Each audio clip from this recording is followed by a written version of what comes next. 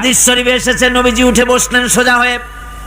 নবীজি বলেন, ও আমার সাহাবী, ও খাব্বাব, শোনো, তোমাদের আগে এই পৃথিবীতে যারা দ্বীনের দাওয়াত দিতে এসেছিলেন তাদেরকে সমকালীন রাষ্ট্রশক্তি, সমাজ শক্তি তাদেরকে ধরতো।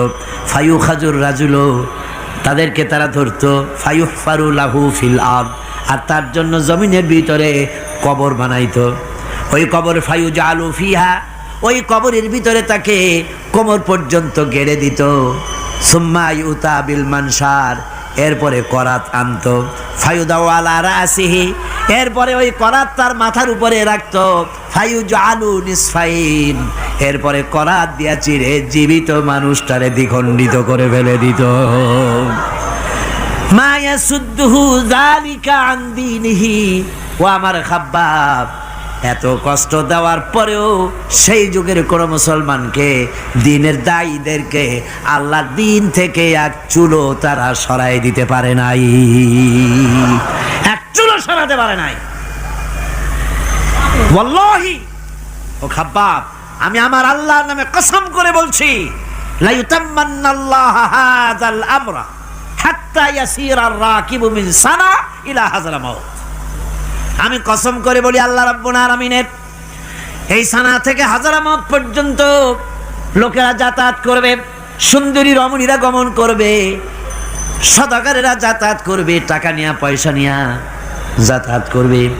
তাদের মনের মধ্যে লুটের ভয়, টাকার ভয়, চুরির ভয়, ডাকাতির ভয়, জেনার ভয়, হত্যার ভয়, ধর্ষণের ভয়, কোনো ভয় থাকবে না। লা ইয়াখাফু ইল্লাল্লাহ, আল্লাহ ছাড়া কোনো ভয় থাকবে না। এমন একটা সমাজ, এমন একটা সময় আসবে। ওয়ালাকিন্নাকুম তাস্তাজিলুন, অথচ খুব তাড়াহুড়ো তোমরা করতেছো। তাড়াহুড়ো করো না, সময় আসবে ইনশাআল্লাহ।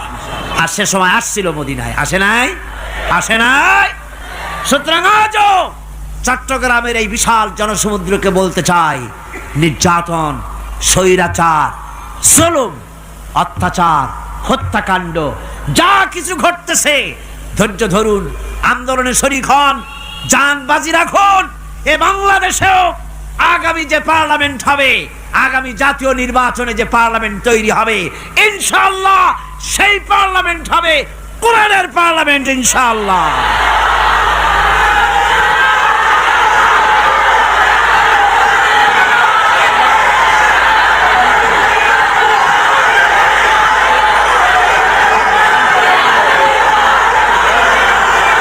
আমার ভাইয়েরা, আমার বন্ধুগণ, কঠিন বিপদে অবিচলতা এবং ধৈর্যের দৃষ্টান্ত রেখে গেছেন আম্বিয়া আলাইহিমুস সালাম। সুবহানাল্লাহ।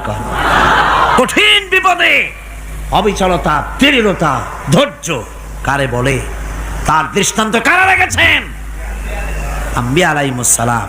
ওনারাই আমাদের আদর্শ, নবীরাই আদর্শ। সাহাবায়ে কেরাম রিদওয়ানুল্লাহ তাআলা আলাইহিম আজমাইন আমাদের আদর্শ। ভাইরা আমার, মুসা আলাইহিস সালামকে ফেরাউন যখন ঘিরে ফেলে দিল, কোরআনের সব কথা গল্প গুজবার ইতিহাসের জন্য লেখা হয় নাই। কোরআনের মধ্যে যা লেখা হয়েছে সব বান্দাদের উপদেশের জন্য, যাতে করে লোকেরা চিরটা কাল এর থেকে উপদেশ নেওয়া নিজেদের তৈরি করতে পারে। জোরে বলেন সুবহানাল্লাহ।